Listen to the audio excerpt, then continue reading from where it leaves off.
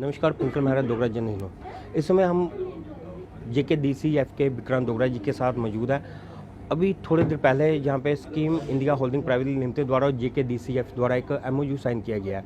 क्या है उस MOU में और उससे जम्मू कश्मीर ज्योति की रियासत को क्या बेनिफिट होगा? आप देखें कि कोई भी एक्टिविटी हो व्यापार की, तो आप ये समझें कि उसके लिए फाइनेंस का एक बहुत बड़ा रोल होता है। और आप देखें कि जो कैपिटलिस्ट इकॉनमी है, जो पूंजीपति है, उसके पास तो पैसा है व्यापार करने का, तो तभी बच्चे बिज़नेस की तरफ इसलिए नहीं आते क्योंकि उनके पास इन्वेस्टमेंट नहीं होती। तो हमारा ये मानना है कि ऐसी अपॉर्चुनिटी आज जम्मू कश्मीर में आई है, और स्पेशली ये पिछले 2 साल जो इकॉनमी पे अच्छा काम हुआ, कोऑपरेटिव्स में अच्छा काम हुआ, तो एक एक्टिविटी को हम अट्रैक्ट कर पाए कि बेंगलोर में बैठे, बॉम्बे में बैठे, रेस्ट ऑफ द कंट्री में बैठे इन्वेस्टमेंट कंपनीज हमें देख रही हैं कि ये अच्छा काम कर रहे हैं, माहौल अच्छा हो चुका है, तो यहाँ पे एक इन्वेस्टमेंट आ सकती है। अब आप देखें कि जैसे कोई किसानी कर रहा है नौशहरा में, पुंछ में, अब उसे ये नहीं समझ आता कि किसानी के नेक्स्ट क्या करे। अब उसको अगर प्रोसेसिंग से जोड़ा जाए, मार्केटिंग से जोड़ा जाए, तो उसमें उसकी उत्पाद में प्रॉफिट आता है। तो किसी व्यापार को भी करने के पीछे सबसे बड़ी मंशा है कि उसको प्रॉफिटेबल किया जाए। अब जब तक अपना एक अच्छा फाइनेंस नहीं हो, पीछे पैसा ना हो, तो बिज़नेस कैसे चले।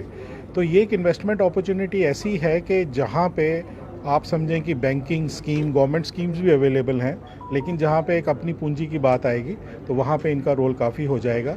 और इनके बीच में आने से एक हमें क्रेडिबिलिटी भी मिलती है कि हमें ये अच्छा लगता है कि कोई हमारे अंदर वो टैलेंट है, हमारे अंदर वो पोटेंशियल है कि कोई बाहर की कंपनी आके, बाहर का स्टार्टअप इन्वेस्टमेंट्स वाले आके हमें भी उस लाइन के ऊपर समझते हैं। नहीं तो ये अपॉर्चुनिटीज़ बाकी स्टेटों में ही जाती थी, ऐसा कल्चर जम्मू कश्मीर में नहीं होता था। सर, आसान भाषा में समझना चाहूँगा क्योंकि हमारे जम्मू कश्मीर का काफ़ी एरिया जो पसमानदा इलाके हैं, उन्हीं लोगों के लिए आसान भाषा में समझना चाहूँगा, ये किस तरह की मदद करेंगे? उनको गाय भैंस खरीदने में मदद करेंगे, या उनके दूध के रख रखाव में मदद करेंगे, या उनको किस तरह की एजुकेशन देंगे? कि मैं आपको इसमें थोड़ा सा डिफरेंट तरीके से समझाऊंगा कि पिछले 2 सालों में तकरीबन 1700 कोऑपरेटिव्स ऑलरेडी जम्मू कश्मीर में बनी है, जिसमें 80% डेयरी की हैं। एक कोऑपरेटिव में क्या है कि 10 या 12 इंडिविजुअल लोग मिलके एक कोऑपरेटिव बनाते हैं।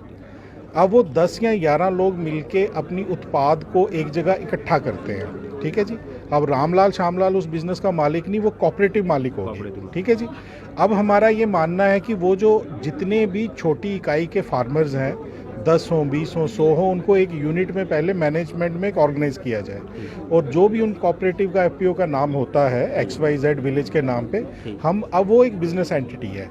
सरल भाषा में आपको ये बताया जाए कि लोग इकट्ठा हो जाएं, 12-14 लोग, 15 लोग इकट्ठा हो जाएं, जिनकी उत्पाद छोटी है, जिनके पास इन्वेस्टमेंट के लिए पैसा नहीं है, और अगर वो इकट्ठे होकर बिजनेस करना चाहते हैं तो उसके लिए डेयरी फेडरेशन और स्कीम इंडिया की इन्वेस्टमेंट, और उनको इंफ्रास्ट्रक्चर कैसा चाहिए, पैसे की कमी हम नहीं आने देंगे। शुक्रिया।